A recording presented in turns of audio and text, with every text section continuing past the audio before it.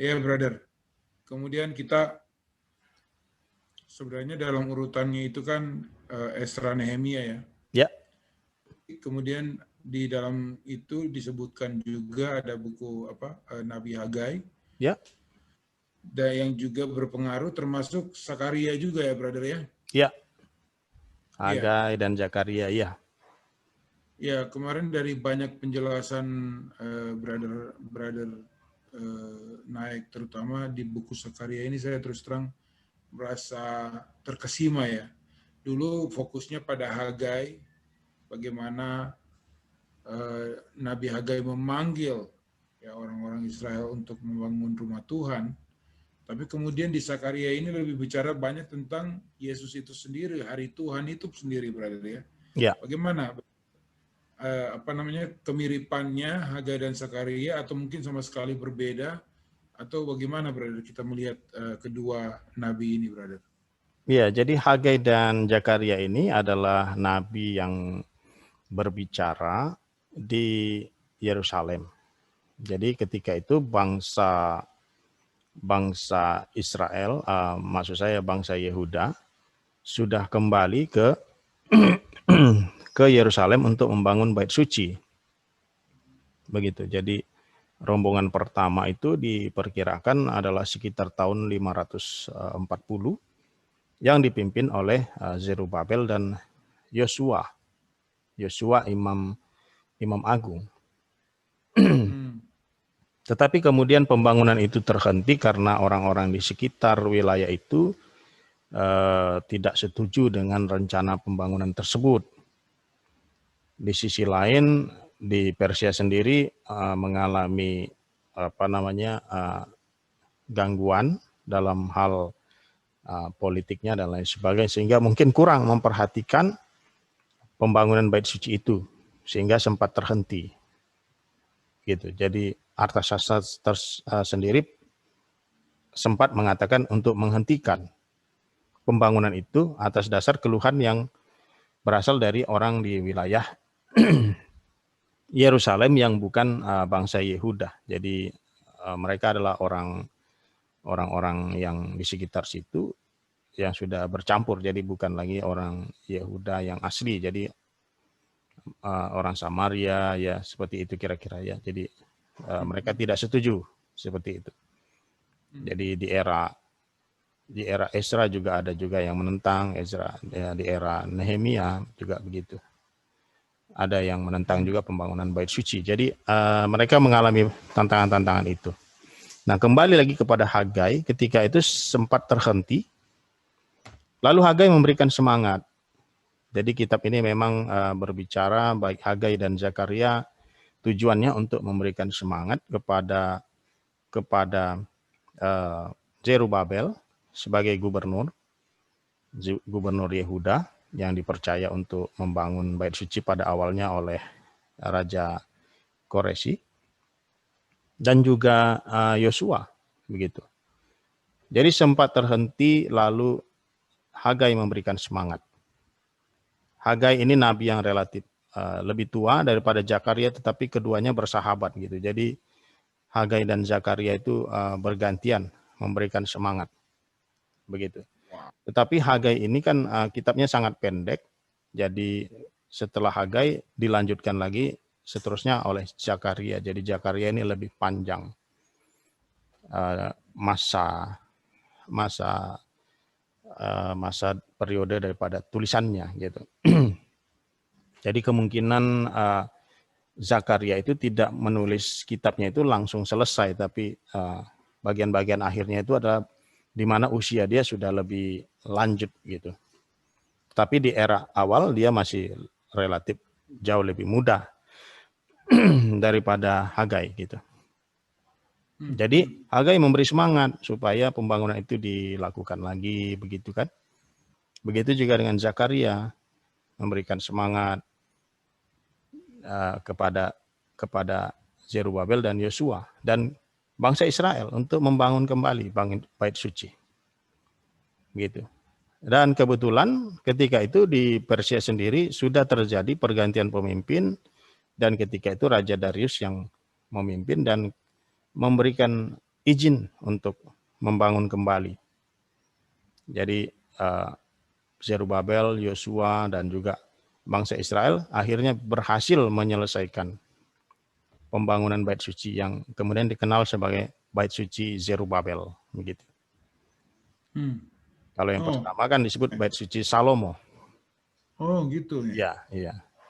Jadi yang kedua ini disebut bait suci Zerubabel. Jadi berhasil mereka selesaikan, walaupun mereka sempat terhenti dan sempat gagal lah, dikatakan begitu ya. Iya. Ya, jadi itu tujuannya. Nah, berkaitan dengan Zakaria tadi, kenapa dia berbicara tentang Mesias? Karena Zakaria tidak hanya melihat dalam jangka pendek, tetapi juga dalam jangka yang relatif jauh ke depan tentang kepemimpinan daripada bangsa Yehuda ini. Begitu. Jadi jauh ke depan dia melihat. Jadi ada suara kenabian yang berbicara tentang pemimpin Israel yang jauh lebih besar ke depan. Ya, itu merujuk kepada Yesus nantinya. Jadi di dalam kitab Zakaria kita akan menemukan tentang Mesias yang akan menunggang keledai, yang digenapi oleh Yesus, begitu kan? Kemudian dia juga dihianati dengan seharga 30 keping uang perak itu. Jadi selain kitab Yesaya, kitab Zakaria ini adalah kitab yang banyak berbicara tentang Mesias, tentang Yesus gitu. Iya. Wow. Begitu, brother. Walaupun kitabnya relatif singkat. Begitu. Zakaria ada 9 kalau salah tuh. Ya, Zakaria tidak banyak. Zakaria itu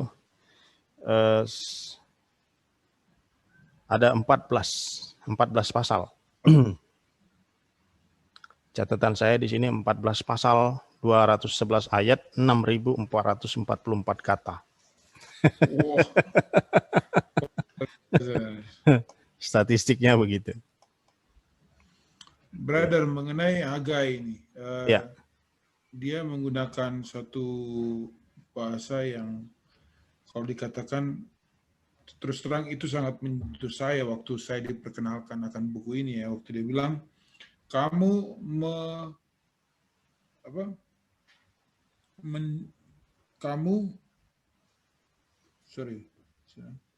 kamu menabur banyak tetapi membawa pulang hasil sedikit.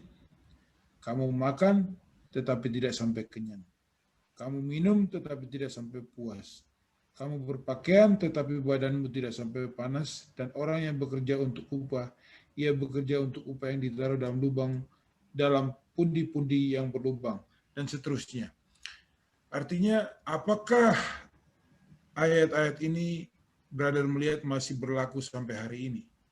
Apakah maksudnya, apakah betul pernyataan ini gitu terhadap orang-orang yang memang tidak mencari Tuhan? Ya, pertama kita harus melihat bahwa Alkitab itu bukan timeless. Timeless itu maksudnya bukan berarti dia tidak mempunyai batas waktu gitu ya. Jadi ada yang continue, ada yang discontinue. Nah, khususnya untuk umat Kristiani lah kita berbicara. Tidak berarti setiap teks itu untuk setiap orang. Dan tidak berarti bahwa dia itu timeless gitu. Timeless itu maksudnya ya tidak ada batas waktunya, berlaku untuk semua, kapan saja, untuk audiens apa saja, nggak bisa. Karena pada dasarnya kan Hagai berbicara kepada audiensnya ketika itu. Jadi kita harus melihat natur audiensnya ketika itu. Begitu juga dengan pembicaranya. Jadi itu yang kita lihat. Jadi apanya yang kita ambil implikasinya? Implikasi moral, implikasi teologis, implikasi etis, ya itu yang bisa kita ambil. Implikasinya apa? Ya kita percaya beriman terhadap penyediaan Tuhan, perlunya kita mendukung pelayanan Kristiani, begitu.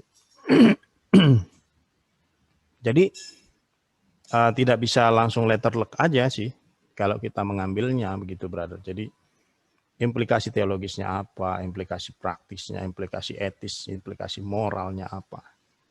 Jadi nggak langsung, oh ya gini, oh ya kita. Ini kayak ayat yang sepertinya menakut-nakuti kan. Jadi waktu kita bacakan Iya. kepada biar, oke, kalau kamu nggak jalan, kamu nggak akan diberkati dengan ini gitu. Apakah ini berhubungan dengan prosperity gospel atau mana? Maksudnya? Iya. Jadi harus dilihat kepada biblical audience-nya juga. Jadi audiensnya ketika itu ya memang seperti itulah yang dikatakan oleh Nabi Hagai, supaya kamu mendukung pembangunan bait suci ini karena kamu ini tidak percaya, kamu khawatir, kamu tidak mengasihi Tuhan, kamu selfish dan lain sebagainya. Nah, implikasi yang kita bisa ambil untuk kita sekarang ya, kita perlu beriman, percaya kepada penyediaan Tuhan, perlu mendukung pelayanan-pelayanan misi, pelayanan-pelayanan Tuhan. Ya itu yang kita bisa ambil gitu, brother. Ya perlu percaya kepada penyediaan Tuhan dan lain sebagainya. Begitu. Jadi tujuan hidup kita sebagai umat Kristiani adalah memuliakan Tuhan, dan bagian daripada itu adalah mendukung misi Tuhan tentunya, begitu. Karena penginjilan, karena membantu orang untuk mengenal Tuhan, sebenarnya itu selaras dengan memuliakan Tuhan. Bukan memuliakan diri sendiri, bukan memuliakan organisasi, bukan lain-lain. Tapi tujuan daripada membantu orang mengenal Tuhan, tujuan daripada keselamatan adalah memuliakan Tuhan. Tuhan yang pada akhirnya yang harus mendapat kemuliaan itu, gitu. Dan panggilan ini, brother, untuk bangsa Israel aja kan, maksudnya Tuhan tidak bicara ini kepada bangsa-bangsa yang lain gitu kan? Benar, tetapi ketika kita membaca kitab Perjanjian Lama, kita perlu melakukan approach pendekatan kepada kitab Perjanjian Baru. Jadi approach-nya terhadap New Testament itu apa? Setiap kali kita membaca kitab Perjanjian Lama, supaya kita tidak lose the point, atau supaya kita mendapat poin yang lebih besar, kita perlu mengapproach-nya kita perlu melakukan pendekatan kepada kitab Perjanjian Baru. Jadi kalau kita melakukan pendekatan terhadap kitab Perjanjian Baru, maka implikasinya bisa saja mendukung pelayanan Tuhan. Begitu, mendukung misi Tuhan bagi kemuliaan Tuhan, begitu. Ya, mendukung gereja Tuhan misalnya gitu kan. Jadi perlu kita lakukan approach pendekatan terhadap New Testament. Jadi kita melihat Alkitab itu sebagai dua kitab yang unified sebenarnya, gitu, yang koheren. Makanya kita perlu melakukan approach pendekatan kepada kitab Perjanjian Baru, apapun itu kitabnya, gitu. Karena memang dia koheren, karena Yesus sendiri mengatakan itu berbicara tentang saya, gitu kan. Dan dia jelasin juga baik dari Tauratnya, baik dari kitab nabi-nabi, baik dari kitab Mazmur, itu berbicara tentang dia, gitu. Ya ini kan nabi, contohnya Zakaria yang sekarang kita bicara, juga Hagai. Artinya apa sebenarnya syarat seseorang itu dipanggil nabi ya, brother ya? Maksudnya ini ataukah mungkin bukan tapi artinya apakah hari ini kita masih punya seorang nabi? Bagaimana kita bisa dengan yakin mengatakan bahwa dia seorang nabi gitu? Iya, di dalam doktrin Kristen itu ada yang namanya cessationist, ada yang namanya continuous. Cessationist itu mereka mempunyai pemikiran bahwa ada hal-hal yang memang sudah berhenti, termasuk diantaranya yaitu tadi tentang nabi, bahwa tidak ada lagi nabi, rasul, begitu juga, begitu ya. Itu untuk kelompok sesasionis. gitu.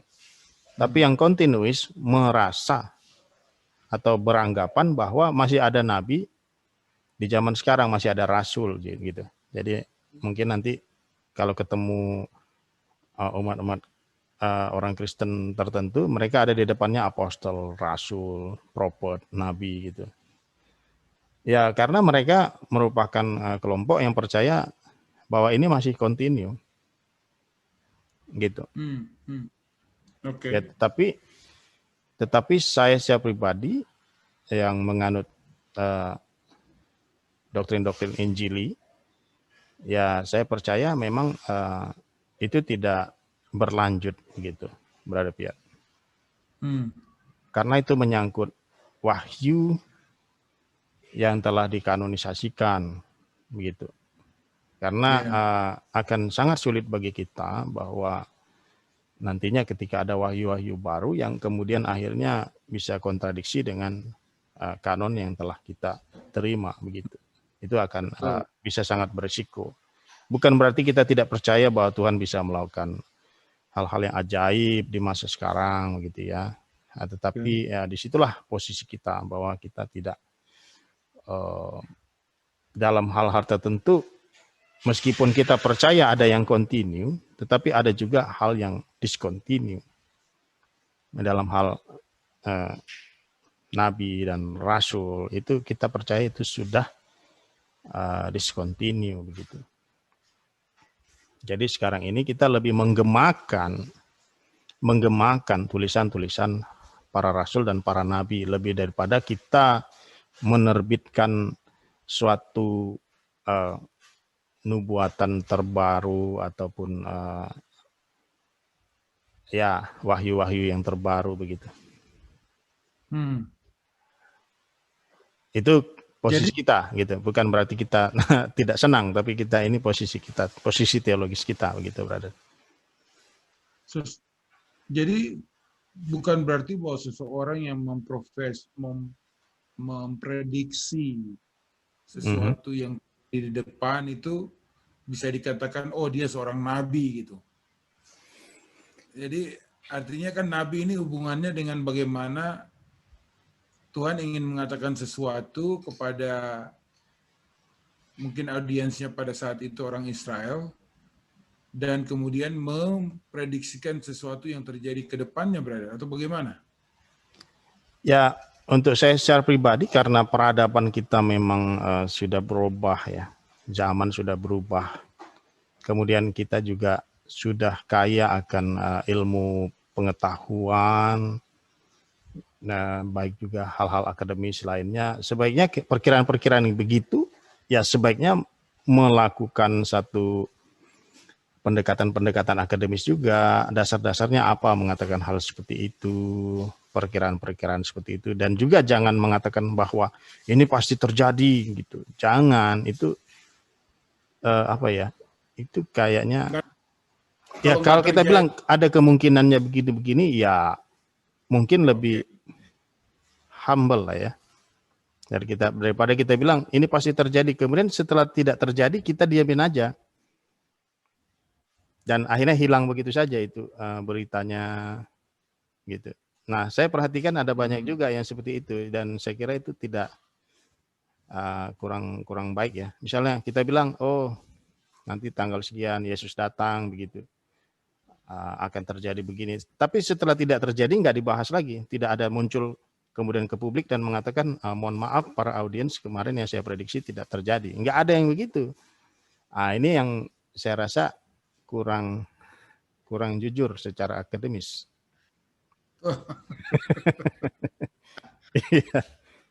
Iya, gitu. Iya.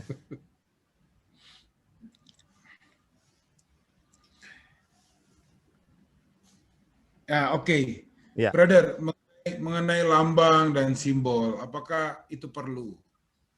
Artinya kan ini sesuatu yang kadang-kadang bisa membingungkan juga kan.